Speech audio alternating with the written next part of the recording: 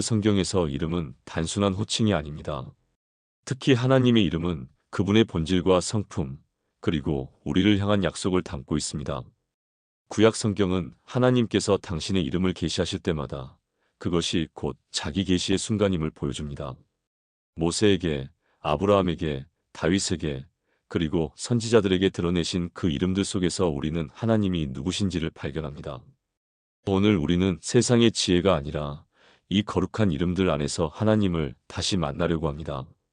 그리고 그 이름을 부를 때마다 우리의 찬양이 얼마나 깊어질 수 있는지를 함께 경험하게 될 것입니다. 사람들은 이름을 쉽게 바꿉니다. 계명도 하고 예명도 짓고 별명도 붙입니다. 유행에 따라, 운세에 따라, 기분에 따라 이름을 바꿉니다. 그런데 하나님의 이름은 다릅니다. 영원 전부터 영원까지 변하지 않는 이름입니다. 그리고 그 이름 하나하나에는 우리가 아직 다 알지 못하는 놀라운 의미가 담겨 있습니다.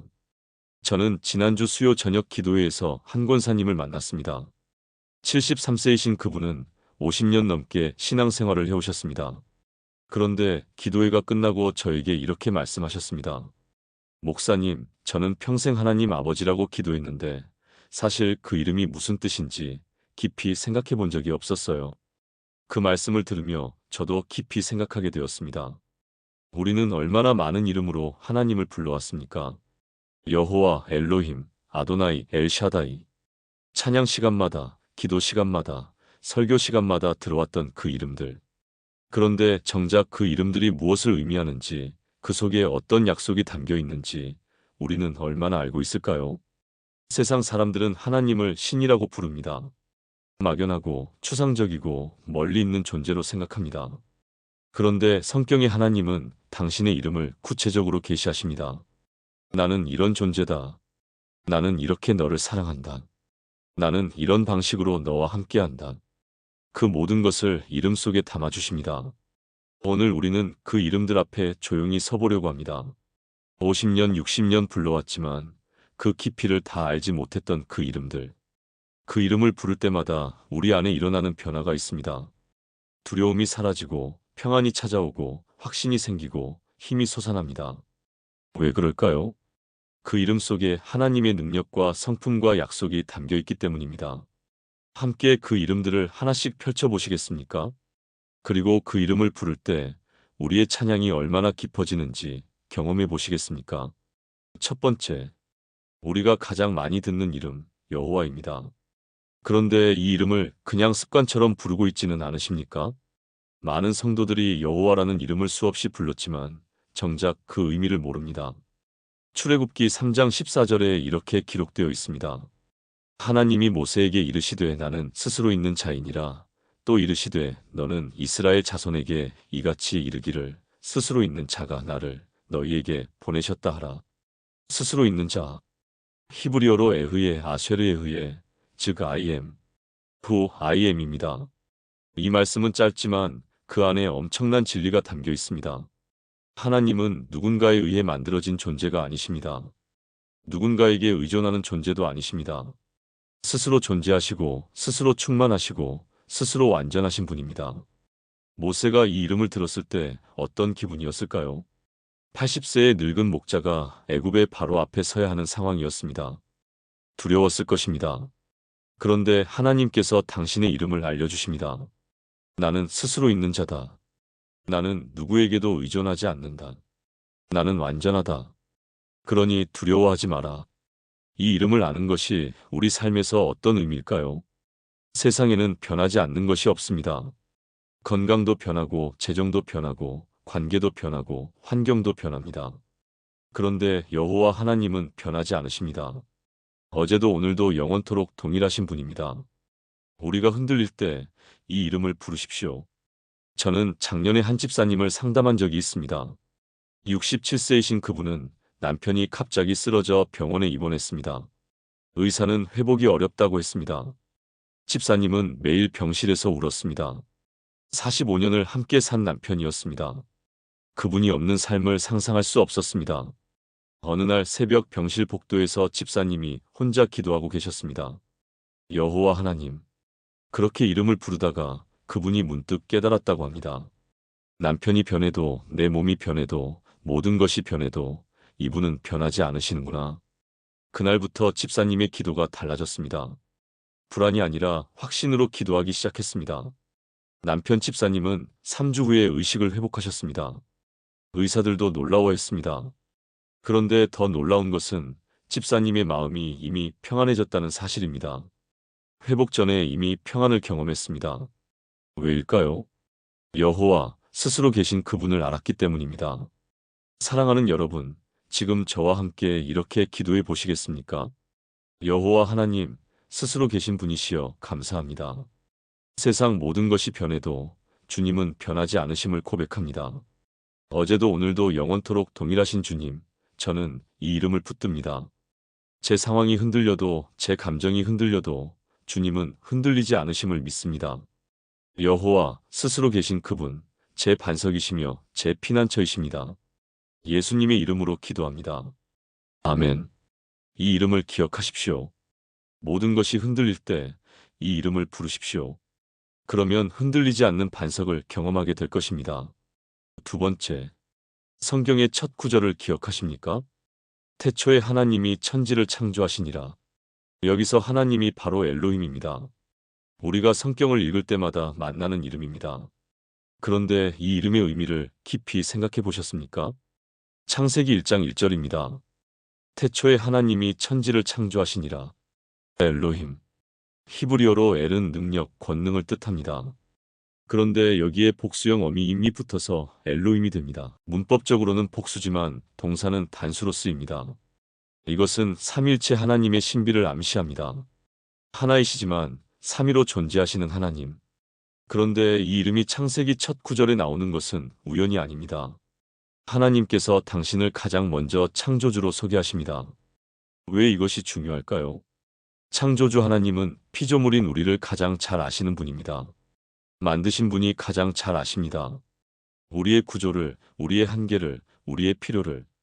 우리가 삶에서 문제를 만날 때 이 사실을 잊어버립니다. 왜 이런 일이 나에게 일어날까? 하나님은 모르실까? 아닙니다. 엘로힘, 창조주 하나님은 당신이 만드신 우리를 완벽하게 아십니다. 작년 가을 한 권사님이 저를 찾아오셨습니다. 69세이신 그분은 최근 건강검진에서 당뇨 진단을 받으셨습니다. 의사는 약을 먹어야 한다고 했습니다. 권사님은 낙심했습니다. 목사님, 제가 평생 건강하게 살았는데 이제 늙으니 몸이 고장나나 봐요. 그렇게 말씀하시는데 목소리에 좌절이 묻어났습니다. 저는 권사님과 함께 시편 139편을 읽었습니다. 주께서 내 내장을 지으시며 나의 모태에서 나를 만드셨나이다. 엘로힘, 창조주 하나님께서 권사님을 만드셨다는 말씀입니다. 권사님, 하나님은 권사님의 몸을 만드신 분이십니다. 그러니 이 몸의 상태도 다 아십니다. 권사님은 고개를 끄덕이셨습니다. 그날부터 권사님의 태도가 바뀌었습니다. 약을 먹으면서도 불평하지 않으셨습니다. 식단 조절도 감사함으로 하셨습니다. 엘로힘 하나님이 제 몸을 만드셨으니 이 몸을 잘 관리하는 것도 하나님께 드리는 예배예요. 6개월 후 권사님의 당뇨 수치는 크게 개선되었습니다. 의사도 놀라워했습니다. 권사님은 제게 이렇게 말씀하셨습니다. 목사님, 엘로힘이라는 이름을 알고 나니 제 몸을 대하는 태도가 달라졌어요. 이 몸도 하나님의 작품이니까요. 함께 기도하시겠습니까? 엘로힘, 창조주 하나님, 저를 만드신 주님을 찬양합니다. 제 몸의 세포 하나하나까지 주님께서 설계하셨음을 고백합니다. 제 마음의 감정도 제 생각도 모두 주님께서 창조하신 것입니다. 그러니 주님은 저를 가장 잘 아십니다. 제가 무엇이 필요한지, 무엇이 부족한지 주님은 다 아십니다. 엘로힘, 창조주 하나님, 저는 주님의 작품입니다. 주님께서 저를 빚으시고 다듬으시는 그 손길을 믿고 의지합니다. 예수님의 이름으로 기도합니다. 아멘. 창조주 하나님을 기억하십시오. 당신을 만드신 그분이 당신을 가장 잘 아십니다. 세 번째, 우리는 기도할 때 자주 주님이라고 부릅니다. 이것이 바로 아도나이입니다.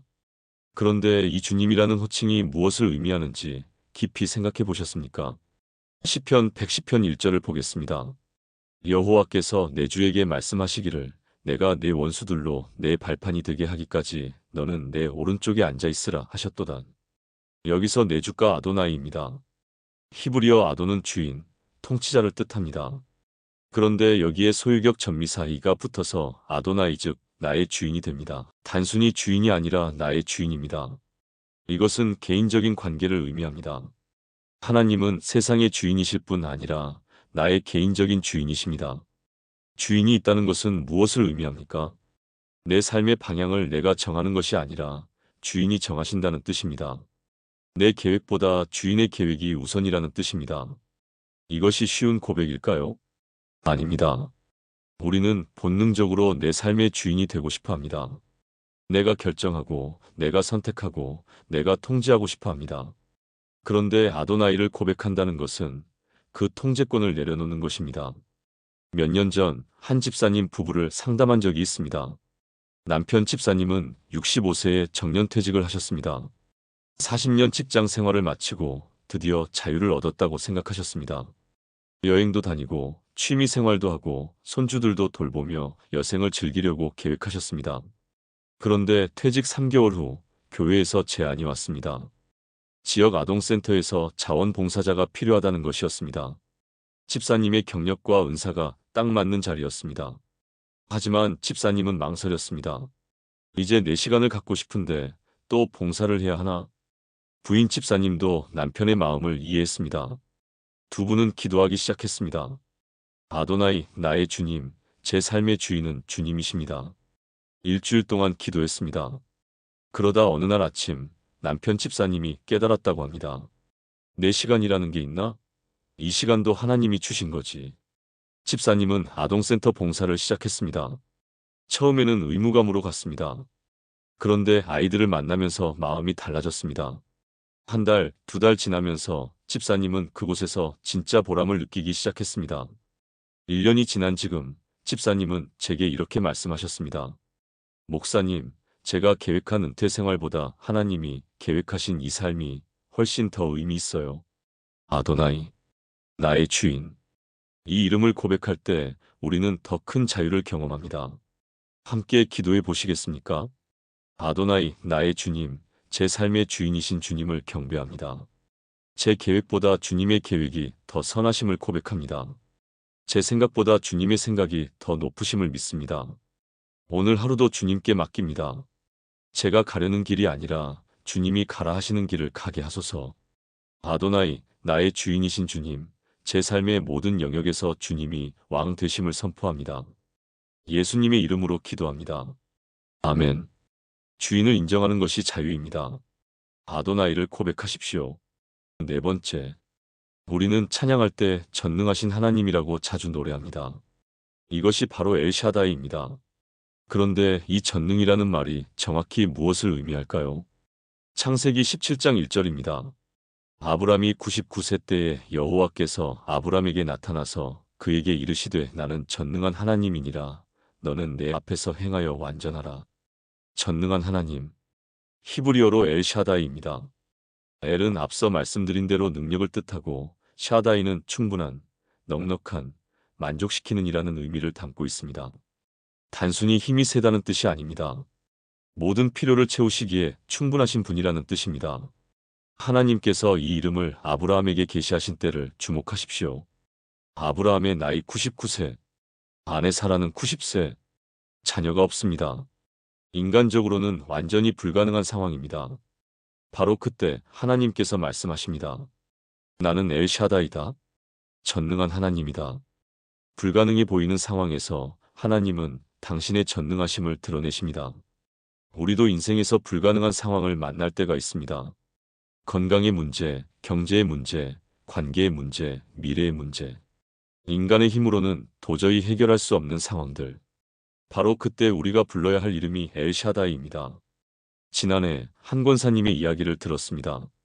72세이신 그분은 홀로 사시는데 유일한 아들이 사업에 실패했습니다. 아들은 빚을 갚지 못해 법적 문제까지 생겼습니다. 권사님은 평생 모은 전세금으로 아들의 빚 일부를 갚아주었습니다. 그러고 나니 권사님에게 남은 것이 거의 없었습니다. 월세를 내고 생활비를 쓰면 매달 마이너스였습니다. 권사님은 밤마다 잠을 이루지 못했습니다. 이제 어떻게 살지? 나도 이제 늙었는데. 어느 새벽 권사님은 무릎을 꿇고 울며 기도했습니다. 엘샤다이, 전능하신 하나님. 그렇게 기도하는데 한 구절이 떠올랐다고 합니다. 너희가 먼저 그의 나라와 그의 의를 구하라. 그리하면 이 모든 것을 너희에게 더하시리라. 권사님은 그날부터 태도를 바꾸었습니다. 걱정하는 시간에 기도했습니다. 불안해하는 시간에 찬양했습니다. 그리고 교회 일에 더 열심히 섬기기 시작했습니다. 석 달쯤 지났을 때 예상치 못한 일이 일어났습니다. 권사님이 20년 전에 친구와 공동 명의로 해놓은 작은 땅이 있었는데 그 땅이 도시개발 지역에 포함되었습니다. 권사님은 그 땅이 있는 줄도 거의 잊고 계셨습니다. 보상금이 나왔습니다. 권사님의 몫은 빚을 갚고도 남을 만큼 충분한 금액이었습니다. 권사님은 제게 전화하셨습니다. 목사님, 엘샤다이가 진짜예요. 전능하신 하나님이 제 필요를 아시고 채워주셨어요. 전능하신 하나님, 불가능한 상황에서 가능케 하시는 하나님, 함께 기도하시겠습니까? 엘샤다이, 전능하신 하나님, 주님 앞에 불가능은 없습니다. 제가 불가능하다고 생각하는 그 상황도 주님께는 가능합니다. 제 힘으로는 안 되지만 주님의 능력으로는 됩니다. 엘샤다이, 충분하신 하나님, 제 모든 필요를 아시고 채우시는 주님을 신뢰합니다. 제 연약함 위에 주님의 전능하심이 임하기를 기도합니다. 예수님의 이름으로 기도합니다. 아멘. 불가능한 상황 앞에서 엘샤다이를 부르십시오. 전능하신 그분이 길을 여실 것입니다. 다섯 번째, 미래를 걱정하지 않는 사람이 있을까요? 특히 나이가 들수록 미래에 대한 불안이 커집니다. 그런데 하나님께는 우리의 미래를 위한 이름이 있습니다. 창세기 22장 14절입니다. 아브라함이 그 땅 이름을 여호와 이레라 하였으므로 오늘날까지 사람들이 이르기를 여호와의 산에서 준비되리라 하더라. 여호와 이레. 여호와는 스스로 계신 하나님이고 이레는 보다, 준비하다, 공급하다는 뜻입니다. 직역하면 여호와께서 보시고 준비하신다는 의미입니다. 아브라함이 이삭을 번제로 드리려고 모리아 산에 올라갔을 때의 이야기입니다. 칼을 들어 아들을 치려는 순간 하나님께서 막으셨습니다. 그리고 뒤를 돌아보니 수풀에 수양 한 마리가 걸려 있었습니다. 하나님께서 미리 준비해 두신 것입니다. 아브라함은 그 장소를 여호와 이레라고 불렀습니다. 이 이름이 우리에게 주는 위로가 무엇입니까? 우리가 필요한 것을 하나님께서 미리 아시고 미리 준비하신다는 것입니다. 우리가 그 자리에 도착하기 전에 이미 준비하신다는 것입니다. 작년에 한 집사님 가족을 만났습니다. 남편 집사님은 68세이고 부인은 65세입니다. 두 분 다 건강한데 한 가지 걱정이 있었습니다. 둘째 아들이 아직 결혼을 하지 못했습니다. 40대 중반인데 마땅한 짝을 만나지 못했습니다. 부모로서 마음이 무거웠습니다. 우리가 늙어서 죽으면 이 아들은 어떻게 하나? 집사님 부부는 이 문제로 자주 다투기도 했습니다. 서로를 탓하고 아들을 재촉하고 주변에 소개를 부탁하고 그런데 모든 시도가 잘 안 되었습니다. 어느 날 부인 집사님이 새벽 기도회에 나왔습니다. 그날 설교 본문이 창세기 22장이었습니다. 여호와 이레. 집사님은 그 말씀을 들으며 눈물이 났다고 합니다. 하나님께서 준비하신다. 집사님은 남편과 대화했습니다. 여보, 우리가 너무 앞서 나간 것 같아요. 하나님께서 준비하시는 때가 있을 거예요. 두 분은 그날부터 조급함을 내려놓고 기도로 맡기기 시작했습니다. 6개월쯤 지났을 때 아들이 교회 선교 봉사를 다녀왔습니다. 그곳에서 봉사하던 한 자매님을 만났습니다. 대화를 나누다 보니 서로 마음이 통했습니다. 연락을 주고받기 시작했습니다. 1년 후 두 사람은 결혼했습니다. 집사님 부부는 결혼식 날 제게 말씀하셨습니다. 목사님, 여호와 이레요. 하나님이 때를 아시고 미리 준비하셨어요. 함께 기도하시겠습니까? 여호와 이레, 준비하시는 하나님, 제 미래를 주님께서 아십니다. 제가 필요한 것을 주님께서 미리 준비하고 계심을 믿습니다. 제 걱정과 불안을 내려놓습니다. 주님께서 제 앞길을 예비하시고 때가 되면 공급하실 것을 신뢰합니다. 여호와 이레, 미리 보시고 준비하시는 하나님, 주님의 때를 기다립니다. 예수님의 이름으로 기도합니다. 아멘. 미래를 걱정하지 마십시오. 여호와 이레 준비하시는 하나님께서 이미 예비하고 계십니다. 그 여섯 번째, 나이가 들면서 건강에 대한 관심이 커집니다. 병원에 갈 일이 많아지고 약 먹을 일이 늘어나고 몸에 여기저기가 아프기 시작합니다. 그런데 하나님께는 치료자로서의 이름이 있습니다. 출애굽기 15장 26절입니다. 이르시되 너희가 너희 하나님 나 여호와의 말을 들어 순종하고 내가 보기에 의를 행하며 내 계명에 귀를 기울이며 내 모든 규례를 지키면 내가 애굽 사람에게 내린 모든 질병 중 하나도 너희에게 내리지 아니하리니 나는 너희를 치료하는 여호와임이라. 나는 너희를 치료하는 여호와. 히브리어로 여호와 라파입니다. 라파는 치료하다, 고치다, 회복시키다는 뜻입니다. 하나님은 단순히 병을 고치시는 분이 아닙니다. 우리의 전인격을 치료하시는 분입니다. 몸의 병뿐 아니라 마음의 상처, 영혼의 질병까지 치료하십니다. 이 이름을 알 때 우리는 병 앞에서도 절망하지 않습니다. 왜냐하면 치료자가 함께 계시기 때문입니다. 올해 초 한 권사님을 만났습니다. 74세이신 그분은 5년 전에 유방암 진단을 받으셨습니다. 수술과 항암 치료를 받았습니다. 힘든 과정이었지만 권사님은 잘 견뎌냈습니다. 그런데 작년 말 재발 소견이 나왔습니다. 권사님은 무너졌습니다. 한 번으로 끝인 줄 알았는데 가족들도 힘들어했습니다. 권사님은 병원 치료를 받으면서도 마음이 무거웠습니다. 어느 주일 예배 중에 찬양을 불렀습니다.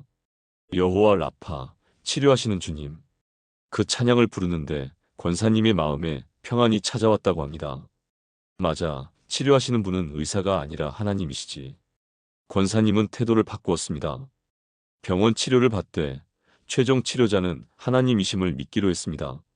매일 아침 여호와 라파를 고백했습니다. 항암 치료를 받으러 갈 때도 이 이름을 불렀습니다. 몸은 힘들었지만 마음은 평안했습니다. 6개월간의 치료가 끝났습니다. 검사 결과 암세포가 현저히 줄어들었습니다. 의사도 놀라워했습니다. 권사님은 지금도 정기 검진을 받고 계십니다. 그런데 예전처럼 불안하지 않습니다. 왜일까요? 여호와 라파, 치료하시는 하나님을 알기 때문입니다. 권사님은 제게 이렇게 말씀하셨습니다. 목사님, 이 병을 통해서 하나님을 더 깊이 알게 됐어요. 여호와 라파를 경험했어요. 함께 기도하시겠습니까? 여호와 라파, 치료하시는 하나님, 제 몸과 마음과 영혼을 치료하시는 주님을 경배합니다. 제 병은 주님의 손 안에 있습니다. 제 고통도 주님께서 아십니다. 여호와 라파, 주님만이 제 완전한 치료자이심을 고백합니다. 의사의 손을 통해서도 약을 통해서도 주님께서 치료하심을 믿습니다. 그리고 이 과정을 통해 제가 주님을 더 깊이 알게 하소서. 예수님의 이름으로 기도합니다. 아멘. 병 앞에서 절망하지 마십시오. 여호와 라파, 치료하시는 하나님께서 함께 계십니다. 7번째, 우리가 가장 필요로 하는 것이 무엇일까요? 건강, 돈, 성공. 여러 가지가 있지만 가장 근본적인 필요는 평안입니다. 마음의 평안이 없으면 아무것도 소용없습니다. 그런데 하나님께는 평강의 하나님이라는 이름이 있습니다. 사사기 6장 24절입니다. 기드온이 여호와를 위하여 거기서 제단을 쌓고 그것을 여호와 샬롬이라 하였더라. 그것이 오늘까지 아비에셀 사람에게 속한 오브라에 있더라. 여호와 샬롬. 샬롬은 단순히 전쟁이 없는 상태를 뜻하지 않습니다. 완전한 안녕, 온전함, 충만함을 의미합니다. 몸과 마음과 영혼이 하나님 안에서 완전히 안식하는 상태입니다. 기드온이 이 이름을 고백한 상황을 보십시오. 이스라엘이 미디안의 압제 아래 있었습니다. 기드온은 두려움 속에서 살았습니다. 그런데 하나님의 사자가 나타나 그를 부르셨습니다. 기드온은 무서웠습니다. 그때 하나님께서 말씀하셨습니다. 평강이 너희에게 있을지어다 두려워하지 말라. 기드온은 그 자리에 제단을 쌓고 여호와 샬롬이라 불렀습니다. 우리 시대에도 평안을 잃어버린 사람들이 많습니다. 불안과 염려와 걱정이 마음을 짓누릅니다. 밤에 잠을 이루지 못하고 아침에 일어나도 무겁습니다. 바로 그때 우리가 불러야 할 이름이 여호와 샬롬입니다. 몇 달 전 한 집사님 부부 이야기입니다. 남편 집사님은 71세이고 부인은 68세입니다. 자녀들은 모두 독립했습니다. 그런데 부부 사이가 좋지 않았습니다. 남편은 은퇴 후 집에만 있으면서 부인에게 이것저것 간섭했습니다. 부인은 평생 참아왔는데 이제는 더 이상 참기 힘들었습니다. 사소한 일로 자주 다투었습니다. 집안 분위기가 무거웠습니다. 부인 집사님은 매일 마음이 불편했습니다. 이렇게 남은 인생을 살아야 하나. 어느 날 집사님은 새벽 기도를 하다가 울었습니다. 하나님, 평안을 주세요. 이 집에 평안이 없어요. 그날 묵상하던 말씀이 빌립보서 4장 6절 7절이었습니다. 아무것도 염려하지 말고 다만 모든 일에 기도와 간구로 너희 구할 것을 감사함으로 하나님께 아뢰라. 그리하면 모든 지각에 뛰어난 하나님의 평강이 그리스도 예수 안에서 너희 마음과 생각을 지키시리라. 여호와 샬롬. 집사님은 그날부터 남편에 대한 태도를 조금씩 바꾸기 시작했습니다. 화내는 대신 기도했습니다. 다투는 대신 침묵하고 기도했습니다. 그리고 매일 아침 여호와 샬롬을 고백했습니다. 처음에는 아무 변화가 없었습니다. 남편은 여전히 까다로웠습니다. 그런데 2주쯤 지나니 집사님의 마음이 달라지기 시작했습니다. 남편의 말에 예전처럼 상처받지 않았습니다. 평안이 마음에 자리 잡기 시작했습니다. 한 달쯤 지나니 이번엔 남편이 달라졌습니다. 부인이 화내지 않으니 남편도 말투가 부드러워졌습니다. 작은 변화들이 쌓여서 분위기가 바뀌었습니다. 지금은 두 분 다 평안해 보입니다. 집사님은 제게 이렇게 말씀하셨습니다. 목사님, 여호와 샬롬이 우리 집에 임했어요. 환경이 바뀐 게 아니라 제 마음에 평안이 온 거예요. 함께 마지막 기도를 드리겠습니다. 여호와 샬롬, 평강의 하나님, 주님만이 제게 참 평안을 주십니다. 세상이 주는 평안은 환경에 따라 변하지만 주님이 주시는 평안은 환경을 초월합니다. 제 마음과 생각을 주님의 평강으로 지켜주소서. 불안과 염려를 몰아내시고 주님의 샬롬으로 제 영혼을 채워주소서. 여호와 샬롬, 평강의 하나님, 오늘도 제 안에, 제 가정에, 제 교회에 주님의 평강이 임하기를 기도합니다. 예수님의 이름으로 기도합니다. 아멘. 평안을 잃어버렸다면 여호와 샬롬을 부르십시오. 평강의 하나님께서 당신에게 평안을 주실 것입니다. 지금까지 나눈 7가지 하나님의 이름을 하나의 기도로 드리겠습니다. 함께 기도하시겠습니까? 전능하신 하나님 아버지, 오늘 이 시간 주신 놀라운 이름들을 감사드립니다. 여호와, 스스로 계신 분으로서 영원토록 변하지 않으시는 주님. 엘로힘, 창조주로서 저를 만드시고 아시는 주님. 아도나이, 나의 주인으로서 제 삶의 모든 영역을 다스리시는 주님. 엘샤다이, 전능하신 분으로서 불가능을 가능케 하시는 주님. 여호와 이레, 준비하시는 분으로서 제 미래를 예비하시는 주님. 여호와 라파, 치료하시는 분으로서 제 몸과 마음과 영혼을 고치시는 주님. 여호와 샬롬, 평강의 하나님으로서 제게 참 평안을 주시는 주님. 이 모든 이름이 바로 저를 향한 주님의 사랑의 고백임을 고백합니다. 저는 이제 주님을 단순히 하나님이라고만 부르지 않겠습니다. 여호와로, 엘로힘으로, 아도나이로, 엘샬롬으로, 여호와 이레로, 여호와 라파로, 여호와 샬롬으로 부르겠습니다. 제 필요에 따라, 제 상황에 따라 주님의 그 이름을 부르겠습니다. 그리고 그 이름을 부를 때마다 주님께서 제게 응답하심을 경험하게 하소서. 오늘부터 저와 제 가족이 이 이름들로 매일 주님을 찬양하게 하소서. 흔들릴 때는 여호와를, 방향을 잃었을 때는 아도나이를, 불가능 앞에서는 엘샤다이를, 미래가 불안할 때는 여호와 이레를, 아플 때는 여호와 라파를, 불안할 때는 여호와 샬롬을 부르며 주님께 나아가게 하소서. 이 이름들이 제 입술의 고백이 되고 제 마음의 확신이 되고 제 삶의 간증이 되게 하소서.